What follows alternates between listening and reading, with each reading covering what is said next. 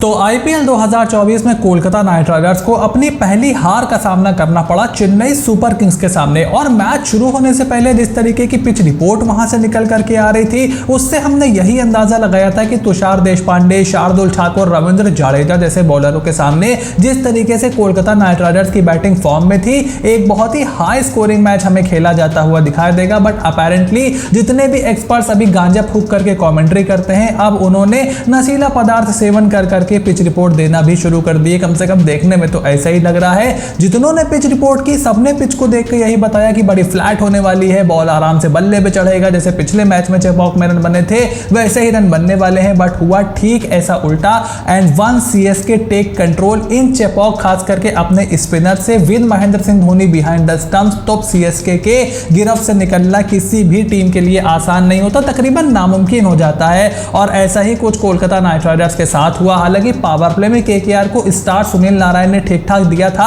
Phil Salt का wicket जरूर गिर गया था, बट उसके बाद भी पावर प्ले में टीम पूरी तरीके से गेम में बनी हुई थी, इनफैक्ट चढ़कर खेल रही थी। लेकिन फिर रविंद्र जडेजा के एक ही ओवर में 2 विकेट ले लेने से पूरा का पूरा मामला ठंडा हो गया, and KKR never really recovered from it. अगर आप मैच की समरी देखो तो 137 बनाई कोलकाता नाइट राइडर्स ने आराम से 18वें ओवर से पहले ही चेन्नई सुपर किंग्स ने उसको चेस कर लिया 3 विकेट खो करके, और 7 विकेट से उन्होंने मैच जीता। Ravindra Jadeja man of the match बने, और रविंद्र जडेजा हो गए, तुषार देशपांडे, शार्दुल ठाकुर। यार इन बॉलर्स के सामने इतनी खूंखार और डीप बैटिंग लेकर के जब आप मैच हारो तो थोड़ा बहुत यहां पर खलता जरूर है। बट केकेआर के पॉइंट ऑफ व्यू से I wouldn't look too much into this defeat, क्योंकि देखो पहले आपकी बैटिंग आ गई, एक बार आपकी बैटिंग आ गई ऐसे विकेट पर जहां पर बॉल ग्रिप कर रहा है, स्पिन कर रहा है, स्ट्रोक मेकिंग डिफिकल्ट हो रही है, जैसे आपके प्लेयर्स खेलना पसंद करते हैं, जो खेलते चले आ रहे हैं। और एक बार आपने गुच्छे में एक बार विकेट गिर गए, वहां से रिकवर करना, जैसे कि मैंने बोला चेपॉक में सीएसके के सामने with MS Dhoni behind the stumps, बहुत ही बिल्कुल नामुमकिन हो जाता है। तो केकेआर के एंगल से उसको बहुत ज्यादा यहां पर तवज्जो देने की जरूरत नहीं है। बट हाँ, मिचेल स्टार्क के नए बॉल से विकेट ना लेना, उसके साथ हर्षित राणा की इंजरी, नीतीश राणा का कमबैक, इसको लेकर के मैं थोड़ा सा परेशान यहां पर जरूर हो सकता हूं। अगर आप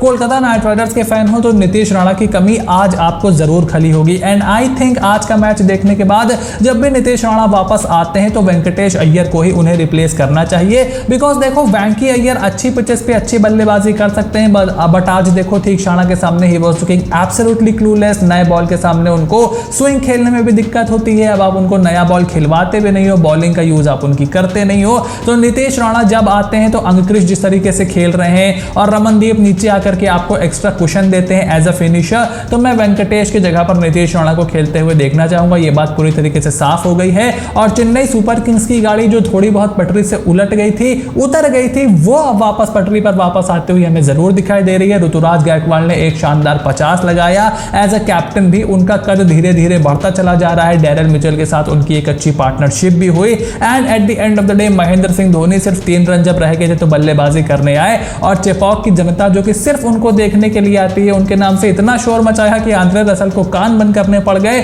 उनको एक अच्छी सौगात यहां पर माही ने दी। तो चेन्नई सुपर किंग्स के फैंस के लिए आज मजे ही मजे रहे, और कोलकाता नाइट राइडर्स को ना सिर्फ अपनी पहली हार मिली है, बल्कि उसके साथ साथ उनको भी इंट्रोस्पेक्ट करना पड़ेगा कि किस तरीके से आने वाले मैचेस में वो अपनी प्लेइंग 11 को कंस्ट्रक्ट करना चाहते हैं। और मिचेल स्टार्क के ऊपर जल्द ही आपको एक कॉल लेनी पड़ सकती है। और अब अगर फटाफट से इस मैच के बाद हम पॉइंट्स टेबल पे नजर डालें तो अब तो एक ही अनडिफीटेड टीम बची है, वो है राजस्थान रॉयल्स। तो वो टॉप पर बने हुए हैं इस हार से, क्योंकि तकरीबन 2.5 ओवर पहले आप मैच हार गए तो केकेआर के नेट रन रेट पर भी थोड़ा असर पड़ा है। उसके बाद लखनऊ सुपर जायंट्स और चेन्नई सुपर किंग्स जो है वो भी प्लस में नेट रन रेट अपना लेकर के आ गए हैं। 3 मैच सीएसके ने जीते हैं, 3 मैच एलएसजी ने जीते हैं। हालांकि सीएसके ने एक एक्स्ट्रा मैच हारा भी है।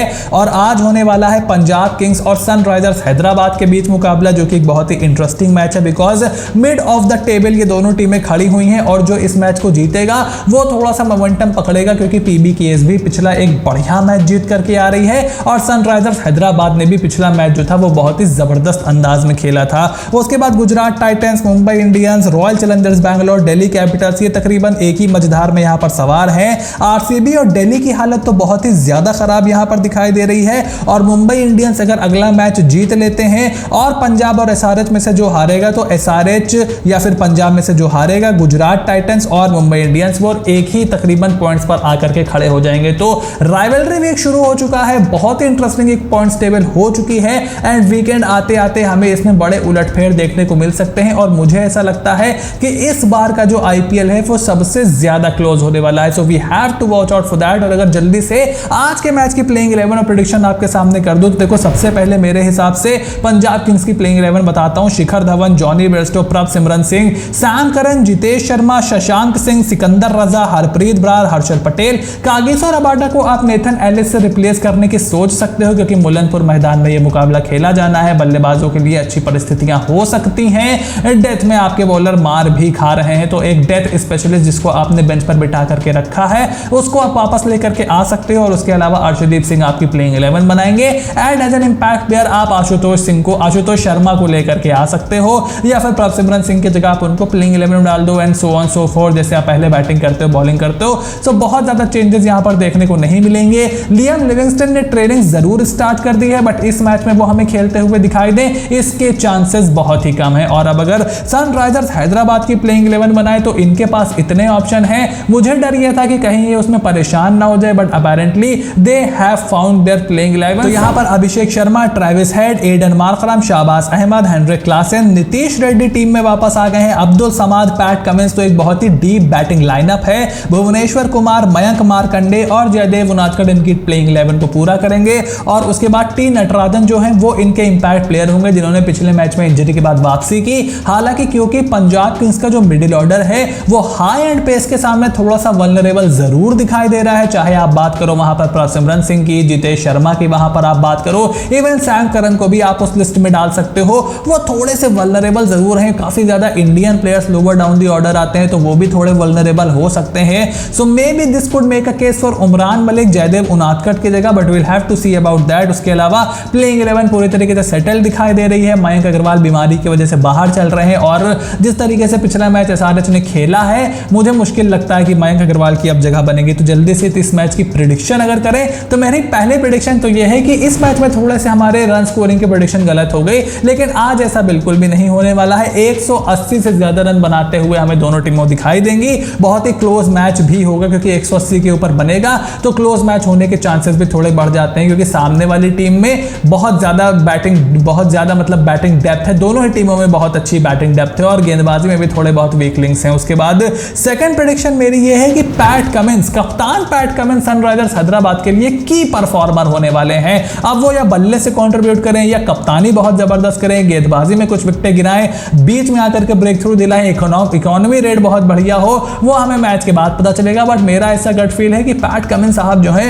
वो एक बहुत ही की परफॉर्मेंस सनराइजर्स हैदराबाद के लिए होने वाले हैं और अगर वो ऐसा करते हैं then Sunrisers Hyderabad will be victorious at the end of the day. और मुझे लगता है कि एसआरएच का पलड़ा जो है वो थोड़ा सा भारी है पंजाब किंग्स के ऊपर क्योंकि एसआरएच ने जो मैचेस जीते हैं वो अथॉरिटी के साथ जीते हैं और पंजाब किंग्स ने बहुत ही मुश्किल से वो मैच जीते हैं। दोनों ही मैचेस जो उन्होंने जीते वो काफी ज्यादा क्लोज हुए हैं बट पंजाब किंग्स के पास भी मादा है, एसआरएच के पास मुझे ऐसा लगता है कि थोड़ा सा ज्यादा मादा है। तो आप नीचे कमेंट बॉक्स में लिख करके जरूर बताओ कि आपके हिसाब से इस मैच का विजेता कौन होने वाला है। पॉइंट्स टेबल पर आपका क्या ओपिनियन है, नीतीश राणा की जगह किस प्लेयर को केकेआर को बाहर करना चाहिए, सब कुछ फटाफट each and everything in the comment section down below. Channel को सब्सक्राइब करते जाओ और नोटिफिकेशन की जो घंटी है वो भी जरूर बजा करके रखो ताकि इस तरीके की कोई भी वीडियो आपसे बिल्कुल भी मिस ना हो। So stay tuned, I will see you soon in the next video.